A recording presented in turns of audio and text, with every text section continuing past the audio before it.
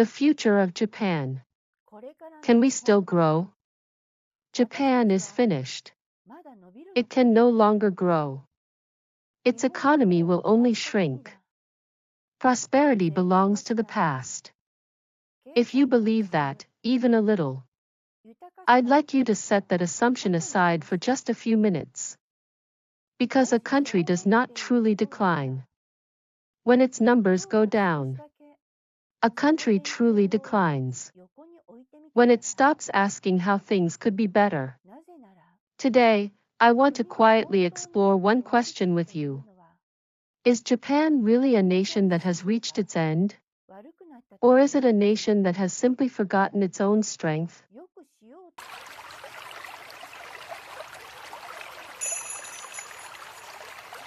Hello. I create content about Japanese culture, collective mindset, and the deeper currents shaping society. This is not a video to attack anyone. And it's not a video to offer simple answers. It's a space to think together. Has Japan lost its ability? We hear it often. Japan can't grow anymore. The population is shrinking, so nothing can be done.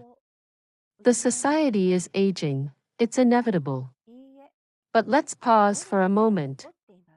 Has Japan lost its technology? Has it lost its discipline? Has it lost its creativity? No. All of those still exist. What has faded is something else. The sense that it's acceptable to try.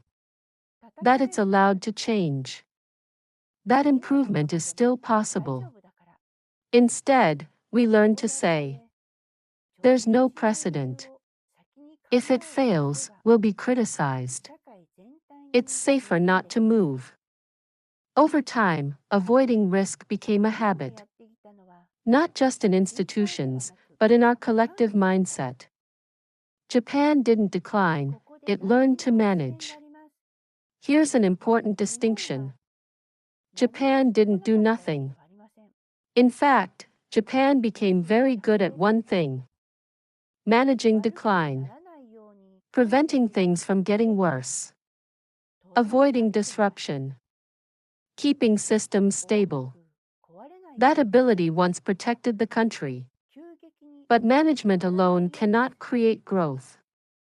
The purpose of policy and systems is not just to maintain order, but to create conditions where people can take risks, where failure doesn't mean exclusion, where new ideas aren't immediately rejected, where imagining a future isn't considered naive.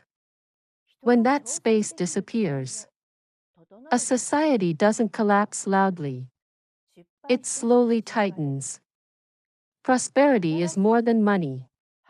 When people talk about economic recovery, many assume it's only about money. But prosperity is not just income or GDP. It's whether people feel their work matters, whether talking about the future feels natural, whether children believe their country has a place for them. When these disappear, even wealth feels empty. And when they return, movement begins, even before numbers change. Growing again does not mean going back. Let me be very clear about one thing. When we talk about Japan growing again, we are not talking about returning to the past, not recreating rapid economic growth, not restoring old hierarchies or values. We are talking about remembering qualities Japan already has: long-term thinking, care for craftsmanship, a sense of shared responsibility, the ability to build patiently. The future does not require Japan to become something new. It requires Japan to remember and reapply what it already knows. Closing. A nation's direction is not decided by one leader, or one policy, or one generation. It is shaped by atmosphere, by how many people say there's no point. And how many quietly ask, what if we tried? Japan still has a choice. To continue shrinking inward. Or to begin expanding outward again. To accept the phrase, Japan is finished. Or to question it.